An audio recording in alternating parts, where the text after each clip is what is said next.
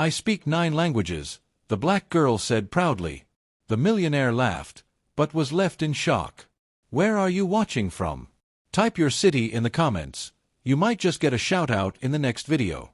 Hit like and subscribe for some good luck today. The dinner hall of the exclusive La Lumière restaurant in Paris buzzed with a quiet kind of arrogance. The clinking of crystal glasses, the hushed laughter of moneyed men, and the cautious footsteps of waiters who knew one wrong step could cost them their jobs. At the center table sat Jonathan Pierce, a man whose name alone carried weight. A millionaire in tech, ruthless in negotiations, infamous for his mocking wit. His suits were custom, his watch cost more than most people's cars, and his laugh carried the sharpness of a knife. And across from him sat a girl. Not just any girl. She was young, barely 24. Her skin glowed deep mahogany against the golden chandelier light, her posture regal yet calm.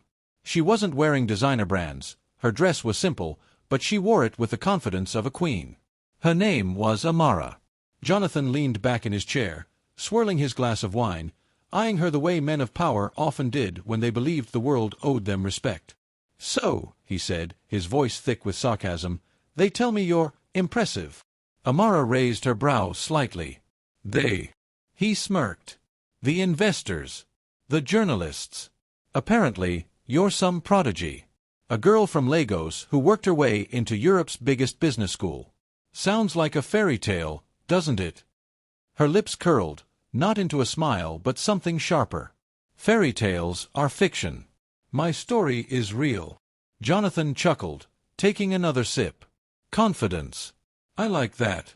But let's be honest, this world doesn't care about confidence. It cares about what you can do.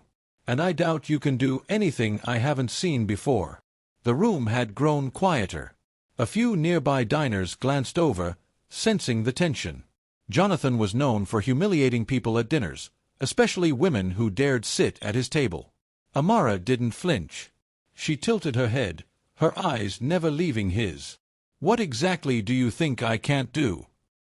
Jonathan grinned, sensing his chance to make a spectacle. He leaned forward, lowering his voice but loud enough for people around to hear. "You're young. You're a woman.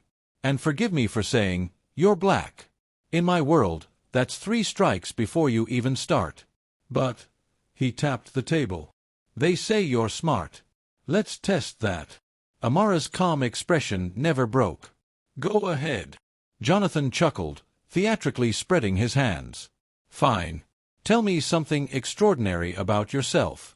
Something that proves you belong at a table like this." She leaned forward, her voice smooth, deliberate, steady. "I speak 9 languages." The table went still. The waiter froze mid-step. Even Jonathan's glass paused halfway to his lips. Then, he burst out laughing. Loud, echoing, arrogant. Heads turned, some diners shook their heads, others smiled nervously. "9," he said, wiping a fake tear from his eye. "Sweetheart, I know men who barely manage 1. 9. That's absurd." Amara leaned back, unbothered. "Absurd, but true." Jonathan smirked. "Prove it." The trap was set, or so he thought. Without hesitation, Amara's voice flowed into French, crisp, elegant, Parisian. She asked the waiter for a bottle recommendation with perfect cadence. The waiter's eyes widened, responding quickly, almost nervously.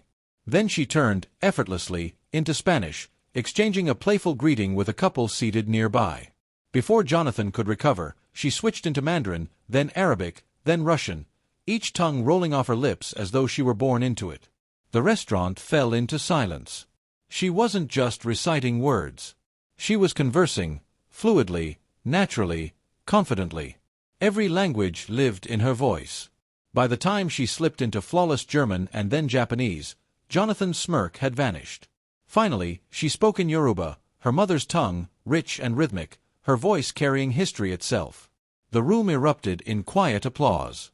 Some diners clapped politely, others whispered in astonishment. The waiter placed his tray down, unable to hide his admiration. Jonathan sat frozen.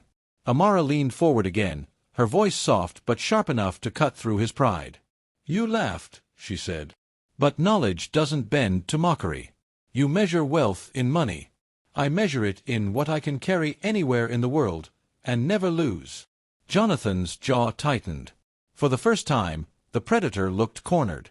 He searched for a retort, something to regain control, but all he found was silence. Amara continued, her tone unshaken. "You think the world closes doors for me because I'm young, because I'm a woman, because I'm black. But you're wrong. I don't wait for doors to open. I build my own." Her words hung in the air like a storm. Jonathan lowered his gaze, fiddling with his fork. No one at La Lumière had ever seen him quiet. The man who mocked prime ministers, who reduced CEOs to stammers, sat speechless. Amara rose gracefully, smoothing her dress. She placed a few bills on the table, enough to cover her portion, nothing more. Then she looked him in the eye one last time. "You see, Mr. Pierce, money can buy you power, attention, even fear. But it can't buy respect. That you have to earn. Good night." With that, she walked out, the room parting silently like the sea. Jonathan watched her go, his laughter long gone, replaced by something he hadn't felt in years, humility. For the first time in his empire of wealth, he realized he was poor. Because the girl who spoke 9 languages had just taught him the one language money could never speak: dignity. Moral of the story: true power isn't in wealth, status, or the ability to belittle others. It's in the wisdom, resilience, and self-worth no one can take away. Amara's story is a reminder that respect is not granted to those who demand it. It belongs to those who embody it.